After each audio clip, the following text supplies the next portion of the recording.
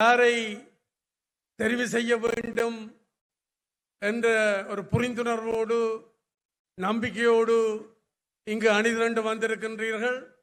அந்த வகையில் உங்களோட மாத்திரம் அந்த கருத்து அந்த செயல் நிற்காமல் பட்டி தொட்டியெல்லாம் செல்ல வேண்டும் என்பதை நான் இந்த சந்தர்ப்பத்தில் கேட்டுக்கொள்ள விரும்புகின்றேன்.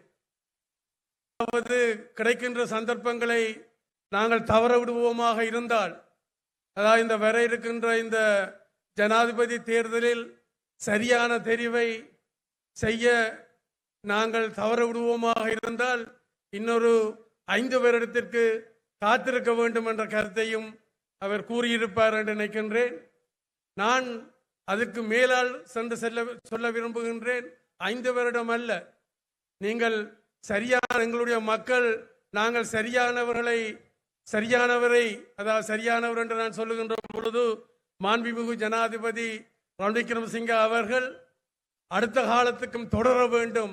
அவர் தொடர்வாராக இருந்தால்தான் நாங்கள் இந்த 2 வருஷத்துக்குள்ள எங்களுடைய நாடு முன்னேறினது தொடரும். அல்லது என்ன செய்யும் என்றால் திரும்ப அது ஆதாள பாதாளத்துக்குள் விழுந்துவிடும்.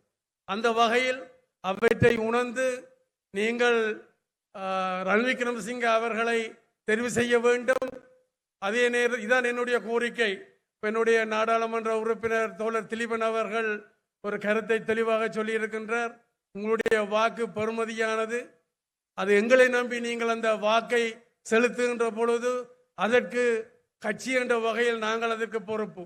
நாளைக்கு நாங்கள் கடந்த காலத்தில் சொன்னது போல கடந்த கால தமிழ் தலைமைகள் தென்னிலங்கை ஆட்சியாளர்களோடு உறவுகளை வைத்துக்கொண்டு தங்களுடைய சுயலாபங்களை பெற்றெடுத்த பிறகு கடைசியில் சொல்லுவார்கள் தென்னிலங்கை அரசாங்கங்கள் ஏமாற்றி விட்டது என்று.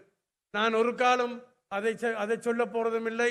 அதை நாங்கள் எதை சொல்லுகின்றோமோ அதை செய்கின்றவர்கள் செய்வோம் செய்விப்போம் என்ற கருத்தை மீண்டும் உங்கள் மத்தியில் ஆழமாக வலுவாக கூறி, நேரம் காரணமாக நான் ஜனாதிபதி அவர்கள் தன்னுடைய கருத்துக்களை உங்கள் மத்தியில் சொல்வதற்கு இடத்தை கொடுத்து மீண்டும் இந்த சந்தர்ப்பத்துக்கு நன்றி கூறி, உங்கள் மேல் நம்பிக்கை வைத்தவனாக நீங்கள் என்மேல் நம்பிக்கை வைத்தவனாக செயல்படுவீர்கள் என்ற கருத்தை மீண்டும் மீண்டும் வலியுறுத்தி என்னுடைய உரையை முடித்துக் கொள்ளுகின்றேன்.